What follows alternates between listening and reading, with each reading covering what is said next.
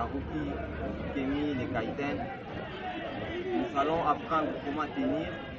Nous allons aussi apprendre les différents types de frappes, de parades, et nous allons montrer en général comment combiner tout ce que nous avons appris dès le début jusqu'aujourd'hui. J'espère que vous avez été branchés dès le début jusqu'aujourd'hui. Vous allez nous suivre aussi attentivement puisque c'est trop important la leçon d'aujourd'hui. Et j'espère que vous êtes vraiment branchés. Ok? Ok? Avant de pouvoir entamer des frappes, j'espère que nous avons vu autrefois des techniques qu'on a fait, des aruki, il y avait même quelques applications, mais on n'a pas été vraiment précis de comment tenir l'instrument. C'est très important puisque la manière dont on tient l'instrument, ou l'arme plutôt, ça permet d'avoir la facilité de la manier, et chaque manière dont on tient les ambo a aussi ses différentes applications, dans lesquelles nous commençons d'abord par cette façon-là de tenir. Nous avons notre main, nous la tenons là, et la deuxième, nous tenons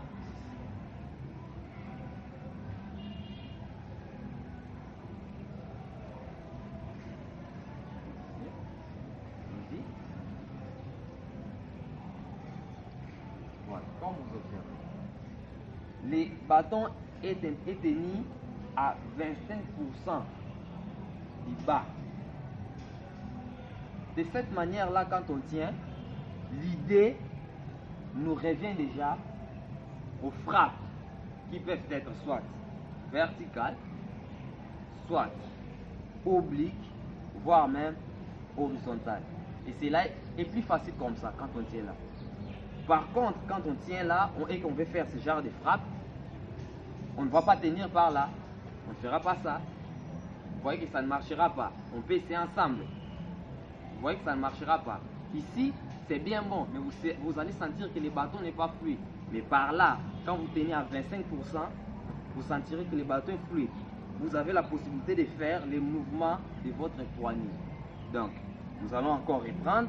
Nous avons les ambo. Nous tenons la in. D. S'il vous plaît, si vous pouvez le faire. In et D. Donnez une vue de côté.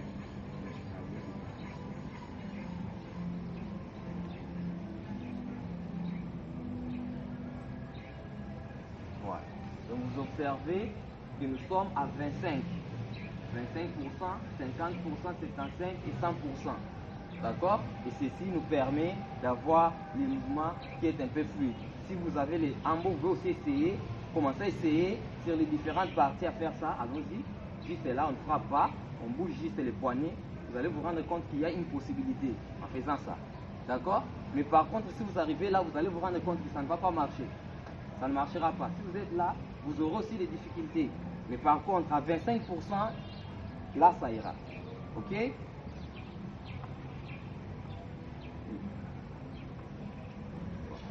Nous avons vu la première façon de tenir. Je tiens à rappeler qu'on peut tenir de diverses manières, mais nous avons sélectionné quelques façons de tenir, donc nous allons enseigner la deuxième manière de tenir. Nous avons dit pour la première façon que nous tenons à 25% du bas du ambo, donc on est à 25%, 50%, 75% et à 100%. Maintenant là, nous avons tenu là, comme on peut aussi tenir là. On peut aussi varier des mains, soit là, comme toutefois ça pourrait être là. Cette fois-là, nous la tenons comme ça. Si vous pouvez voir, on est toujours à 25%. Là et là. Toutefois, ça peut aussi être là et là. Dans quelle idée? Frappe. On peut frapper. On peut faire des frappes de côté. On fait un mouvement de pivot. On utilisera toujours notre poignet. Là, comme aussi là.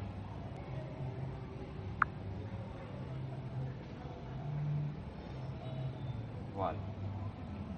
Là, on ne frappe pas, mais on peut faire un mouvement. Jusque là, on ne fait pas encore les frappes. C'est juste un exercice pour que vous puissiez un peu comprendre l'idée. D'accord? C'est pour juste avoir l'idée comment ça marche. Voilà. On peut tenir là, soit à droite, comme tout soit gauche. De droite ou du côté gauche, mais on exploite toujours les 25% du bas de l'embout. Ok? Cette fois-ci, nous allons prendre la troisième possibilité. Maintenant, nous exploitons les 50%. Donc, on tient là, I, D. Vous voyez? C'est proportionnel. Je coupe au milieu et je tiens là.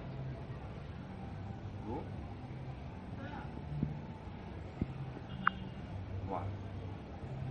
Cela peut toujours nous permettre à faire les mouvements mobiles. Jusque là, je vous dis qu'on ne fera pas encore. On fait juste un exercice. Vous n'avez qu'à l'essayer pour voir.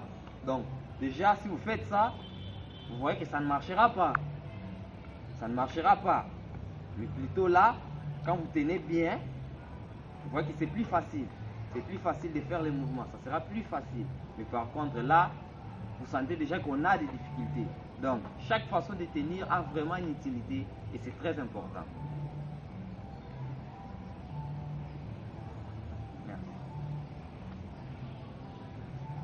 Merci. Cette fois-ci encore, nous allons apprendre l'autre façon de tenir. Nous allons exploiter la partie du 25% et les 50%. Vous pouvez voir, I, D, comme ça peut être là, D. D'accord? Quand on tient là, l'utilité pourrait être pour piquer. D'accord? Allons-y.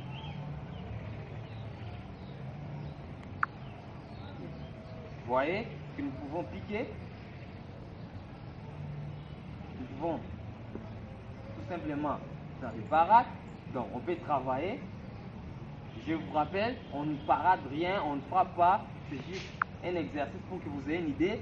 Vous sentez que comme ça c'est plus fluide que de frapper.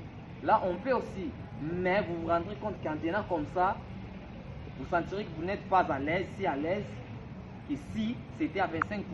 Maintenant là on est à 25 et à 50%. Donc nous allons plus exploiter cette façon-là pour piquer. Nous allons plus exploiter cette manière-là de tenir pour piquer. Pour piquer et ça sera plus fluide. On vit de différents types de tenir. On a utilisé les deux mains, mais on peut aussi utiliser une de nos mains, tout simplement, en exploitant les 25%. Là, ça peut nous permettre à frapper des côtés, on peut vérifier, expérimenter. Là, nous allons faire l'exercice, ne vous en faites pas. Nous pouvons aussi tenir à 50% au milieu, là. Ça peut nous permettre pour des mouvements de mobilité. Là, comme vous pouvez tenir à 75% ou à 25%, mais du bas. On peut avoir des mouvements pareils. Des mouvements pareils. Donc, nous tenons, pour rappel, nous avons là I, D, milieu, 3. Pour les deux mains, nous avons là in, comme on peut aussi changer. Nous avons là D, comme aussi on pourrait être là. Nous avons là 3, comme 4, là ou là. Mais toutefois dans 4, on peut aussi la tenir comme ça. On peut aussi la tenir là. Donc, voilà, nous avons vu les différentes façons de tenir. C'est à partir de ça que nous allons exploiter les frappes. Nous allons expliquer comment frapper et ainsi de suite pour la suite de ces enseignements que nous allons entamer. nous avons vu les différentes façons de tenir. Maintenant, nous allons essayer d'exploiter ces différentes façons de tenir pour quelques applications.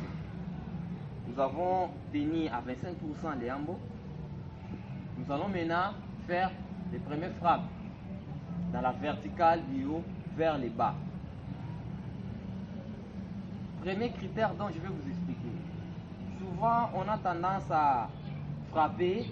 Nous faisons souvent ça. Il faut à tout prix éviter cela. Je donne un exemple, s'il vous plaît. Supposons qu'il veuille. Supposons que je vais l'attaquer. Moi, je vais l'attaquer, d'accord? Et que j'ai fait ça. Vous voyez carrément. De même, il peut être à main vide. Si je fais ça, déjà, pourquoi? Puisque je soulève trop ma main. Maintenant, observez cette façon-là. Et que j'ai là. Je vais attaquer. Je vais attaquer. Vous voyez que je ne laisse pas du tout la possibilité. Pourquoi? Parce que je ne fais pas ça. Je ne laisse pas. Mais plutôt, je prends mes deux coudes, je fais ça. Je ne sais pas si vous voyez. Je vous rappelle que la force ou la puissance ne vient pas de comment nous reculons assez notre bras. Non, c'est de la manière dont nous utilisons nos articulations, nous mettons de l'énergie. Donc, pour frapper, nous allons éviter de faire ça. Il faut éviter de faire des frappes qui entraînent notre corps. Mais par contre, nous devons maîtriser notre corps et saisir et maîtriser l'instrument. D'accord? Donc, si nous tenons les hambos, et je vous rappelle, voire même les katanas, les kens, les bo, souvent on a presque les mêmes principes. Il faut éviter. Donc, pour faire facile, nous allons faire un exercice avec cette façon-là. Nous allons commencer d'abord dans les vides. Nous allons les faire dans les vides. L'exercice est là. On va faire de tous les côtés. Donc, ça sera là.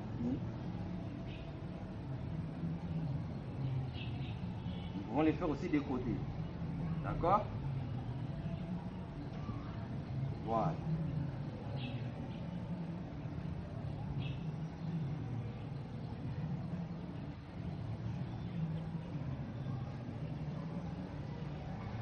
Donc, vous voyez que j'ai toujours mon coude qui me protège. Je ne fais pas ça. J'évite que mon coude puisse dépasser le niveau de la tête. J'évite de faire ça. Mais plutôt, je suis là. D'accord? Et maintenant, prenons les hambos. Continuons avec l'exercice. Là, observez.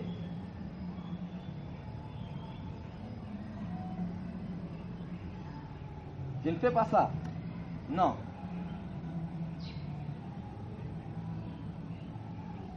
On peut changer. Comme je peux aussi changer. Là. Ou là. Cela dépend de la manière qu'on veut mettre l'impulsion et la pression dans notre force.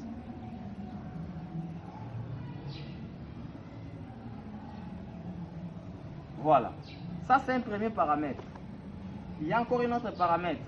En fonction de la posture que nous prenons, on doit respecter un certain mouvement du corps. Premièrement, nous faisons la I. Deuxième, dès que nous exécutons la technique, nous frappons, nous nous rendons compte qu'ici, nous allons tendre notre bras et utiliser les poignets pour la baisser. Donc, nous allons faire cet exercice-là.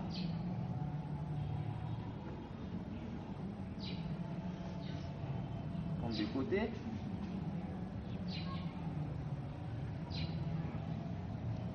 Bon, changer des bras. Vous voyez que j'ai fait l'effort pour que mon hambo ne fasse pas ça. Et comment on va faire? Alors, cette fois-là, nous allons appliquer aussi les mouvements du corps. Donc, si nous voulons frapper à la verticale, nous allons faire là, in. Vous voyez qu'on respecte toujours la ligne centrale. C'est toujours un triangle. On respecte toujours la ligne centrale. Nous respectons toujours les centres. Nous devons toujours être dans les centres. Si je veux me frapper, faire une coupe, ou le frappe qui est oblique, je ne fais pas ça. Mais je peux toutefois respecter les paramètres là. Les corps respectent ces paramètres. Je suis là. Les corps respectent les paramètres. On peut faire ensemble in, D. D. Vous voyez que j'ai mon corps qui respecte mon paramètre. La in, D. 3. In, D. 3. Constatez, j'évite ça. J'évite ça. J'évite ça. Il faut éviter ça. Il faut que nous puissions contrôler notre corps. Donc j'espère que ces explications ont été très nécessaires puisque cela servira de leçon pour le reste et la suite de beaucoup de choses que nous allons faire. D'accord? Nous avons vu les différents types de saisies. Nous avons entamé les frappes. Nous avons vu comment exécuter les frappes à la verticale. Nous avons bien expliqué que cette fois-là, nous exécutons des frappes par rapport à 25% du bâton. Là, on la tient. Là et là. Nous évitons tout qui de faire ça. D'accord? Mais plutôt on est là et là. Les bâtons ne font pas ça. Si on doit frapper des côtés, nous partons par les mêmes principes, là et là. Nous utilisons les mouvements du corps. La rotation, comme aussi les bâtons. Nous ne faisons pas ça. Vous voyez déjà? Mais plutôt on est là. Là. Et même si je voudrais aller de côté, là, comme je pourrais aussi changer là. Tenir là, comme là, ce sont des mêmes procédures, c'est pas grave. Cela dépend de la personne qui l'utilise. Nous ne voulons pas tenir trop de rigueur ensemble. Pour cette fois-ci, nous allons changer. Cette fois-là, nous allons utiliser cette façon-là de tenir.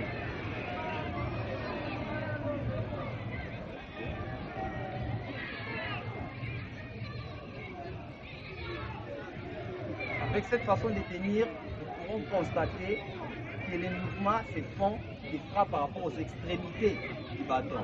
Donc nous allons frapper là, I, D. Nous respectons les paramètres du corps.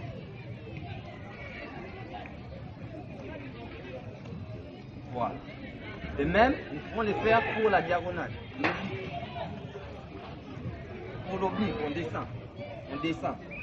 Avec les bâtons. La I. Go.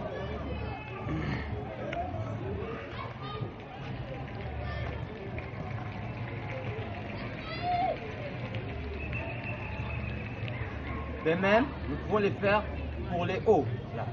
In. D. In.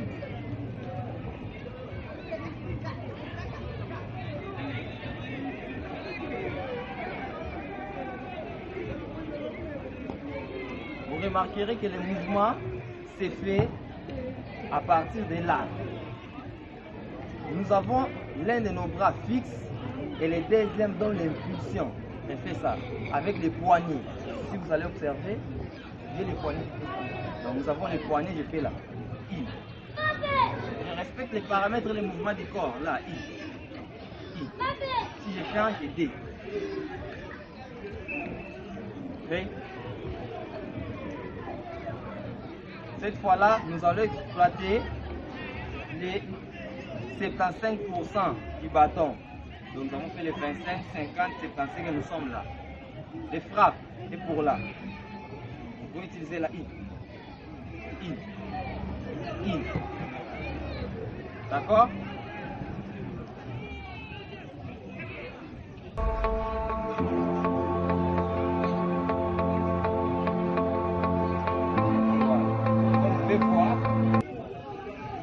Il ne suffit que je tire ici. D'accord? Il ne suffit de tirer. Je crée un couple de forces. Je crée un couple de forces. C'est un couple. Il y a un bras de levier. Le bras de levier là, je crée un couple. D'accord? Il ne suffit que de tirer et de prolonger les bras. Là, j'exécute la frappe. Cela pourrait être aussi de même pour les bas là, en bas, là, là, comme en oblique, là, là, là. Vous allez frapper en bas.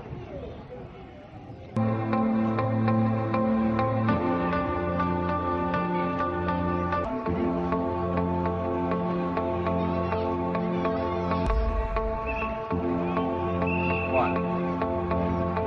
Et même, nous pouvons devons utiliser la même façon pour les hauts.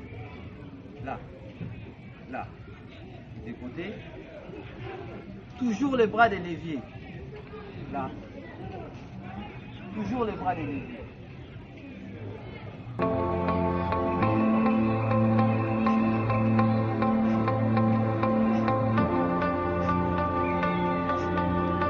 Pour cette fois-ci, nous utilisons 25 et 50%. Là. Vous voyez, si vous vous souvenez, la posture de Ichimoji. Il faut se tenir là. L'objectif et l'idée ici, nous allons maintenant piquer. Là. Constatez, il faut souvent éviter de faire ça pour piquer. Il faut éviter de faire ça. Pourquoi? Puisque quand on fait ce genre de mouvement, nous donnons déjà la lyre à l'adversaire. Il peut étudier notre mouvement facilement. Mais quand on est là, on ne donne pas la lyre. D'accord? C'est ce qu'on va travailler.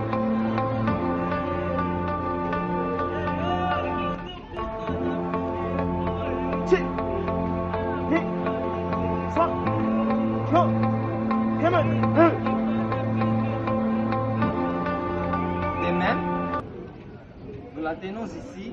N'oublions pas que nous pouvons utiliser cette partie pour frapper. D'accord? Nous pouvons aussi l'utiliser. Nous pouvons aussi l'utiliser là.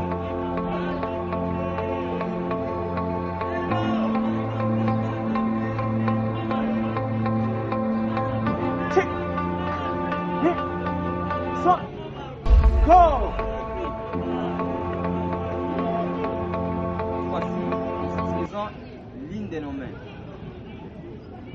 25%. Nous allons faire l'exercice là.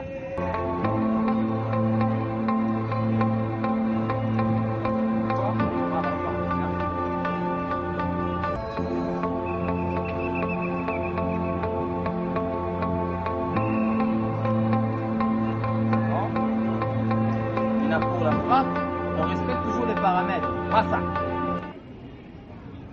Non, mais plutôt c'est là.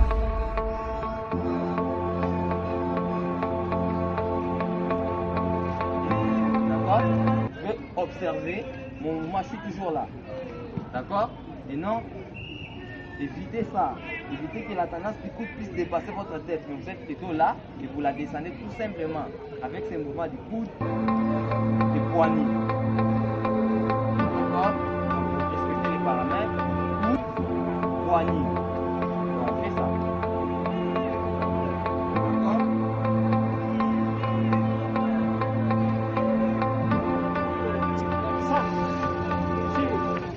Go! Hey! Nous utilisons les 50% là. Là. Là. Évitez de plier, de trop plier les coudes. Vous risquez de vous frapper. D'accord? Si vous faites ça, vous voyez que les coups retournent à vous-même. Mais plutôt quand les coudes étendus, vous utilisez juste la rotation du corps et les poignets, vous faites ça. Vous voyez que les hambos n'arrivera pas à vous atteindre. Voilà. Mais plutôt quand vous faites ça, voilà la conséquence. Si je fais ça, j'ai les coups. Mais par contre, quand je fais ça, je n'ai pas les coups. Je n'ai pas les coups. Et si c'est des côtés, c'est la même chose. Là. D'accord? C'est ce que vous allez travailler. Hey.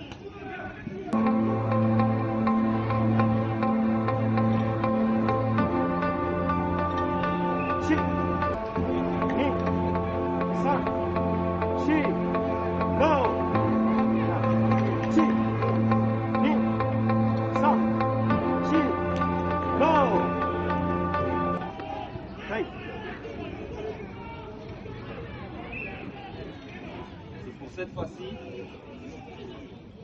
nous sommes là. L'idée, c'est la I. D'accord? D. 3. 4. 5. Vous allez éviter que les bâtons, les hameaux puissent emporter tout votre corps. Vous devez la maîtriser. D'accord? Bien qu'on ne stoppe pas la force de l'arme, mais on doit la maîtriser. Donc, il faut être conscient que quand vous exécutez votre corps, les mouvements de rotation des hanches est respecté, les paramètres des coudes, du poignet est respecté, la manœuvre de l'essieu est respectée. Fini. Hey.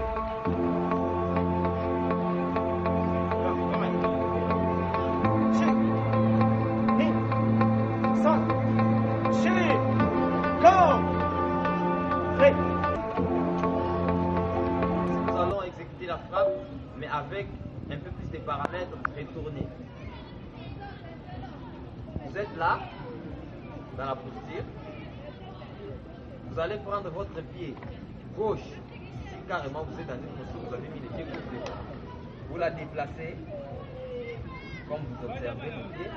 Et de plus, vous faites un mouvement de rotation. Et vous regardez, surtout il faut regarder. Après avoir regardé, déjà nous avons vu les paramètres des frappes. Je suis à 25%, d'accord? J'ouvre ma main, j'utilise les poignets et je frappe. Les mains, je rentre. D'accord? C'est la in. D'accord? Pour aller plus facilement, je ferai in. Et pour celui qui a déjà avancé, il n'a qu'à se retourner. D'accord? Il n'a qu'à se retourner. Donc, nous allons exécuter le paramètre, on va le faire calmement, en respectant les paramètres.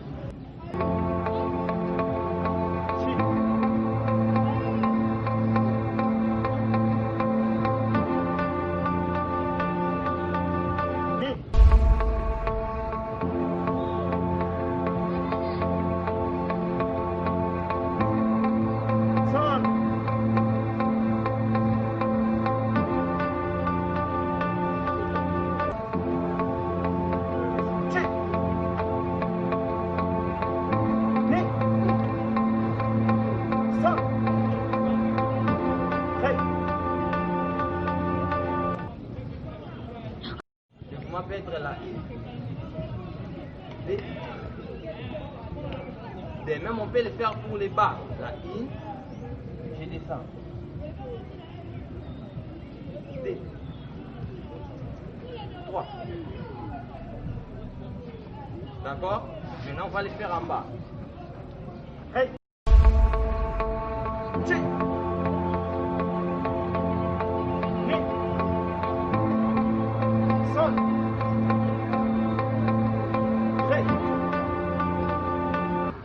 Là, nous allons essayer de travailler cela. L'un tient les bâtons et l'autre exécute les coups. Nous allons partir par les premiers paramètres, celle-là. D'accord?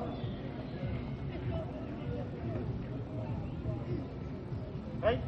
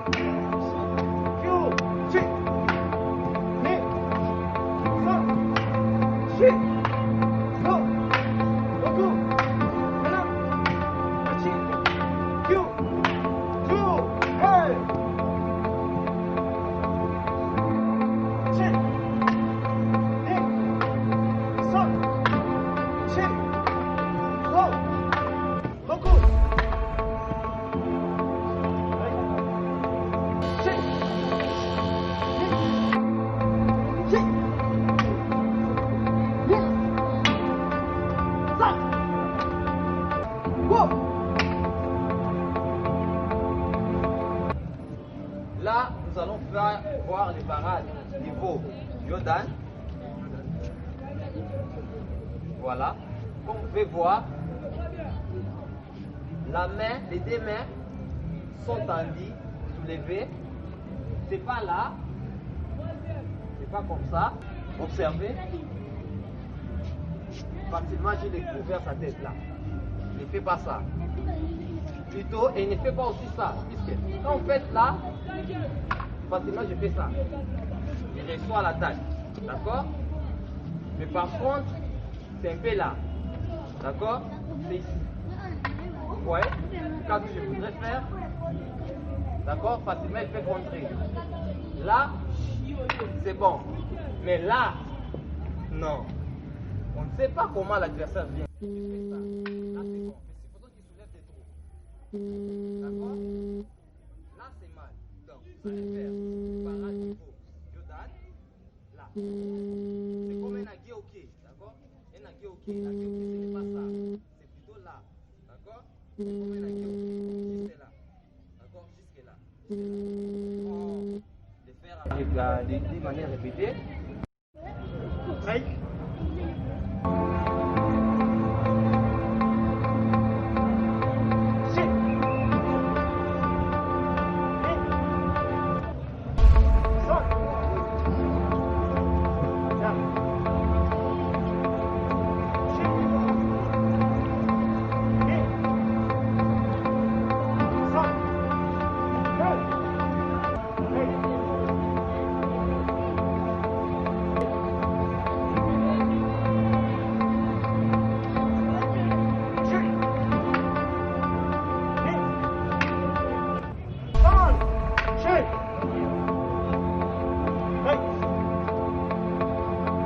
Cette fois-ci, observez pourquoi il faut tenir à rigueur la façon qu'on fait les parades.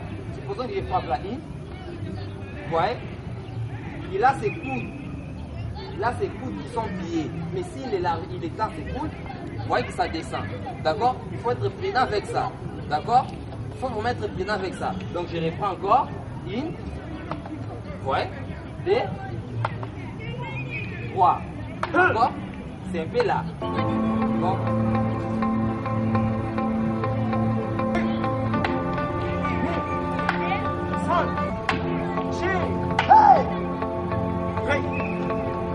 Si nous allons faire les parades, on va bloquer des côtés. Donc on en a mis des côtés. Observez.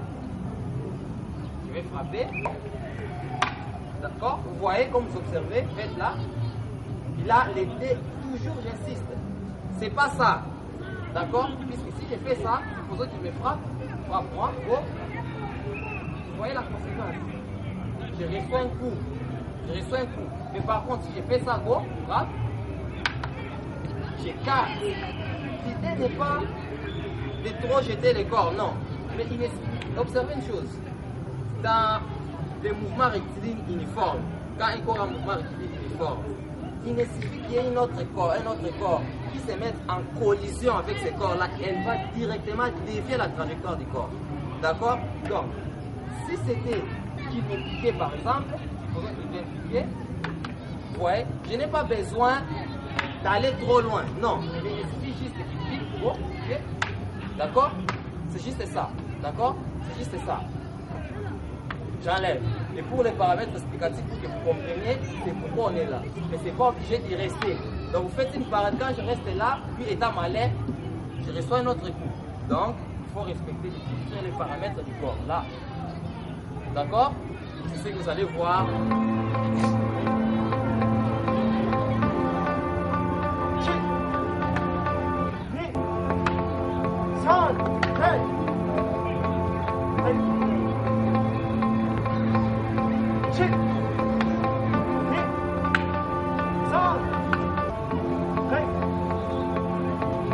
Et pour cette fois-ci, nous allons utiliser les coups Yambo pour faire nos parades. D'accord? Nous allons utiliser les coups Yambo pour faire nos parades. On peut faire là, comme on peut toutefois enlever là. D'accord? Supposons qu'ils viennent me faire une attaque. D'accord? Ils viennent me frapper. Go. Go, encore. Vous comprendrez que l'idée n'est pas, je ne fais pas ça. Go. Je ne suis pas pressé. D'accord? Pourquoi? Parce que si je mets beaucoup de force, supposons que je tourne trop et qu'il me frappe go et que les bâtons glissent. D'accord? Donc, si je continue à aller par là, il y aura une opposition de force. Et par conséquent, je pourrais décider. Vous voyez que les hambos viennent. Donc, le parade est là, il frappe une. D'accord? C'est bon? J'ai fait le mouvement du corps et c'est juste là. D'accord? C'est juste là. Juste là. Pour les bas, d'accord? Là. J'enlève là. C'est bon? Je mets juste le bâton, on utilise les coups. D'accord?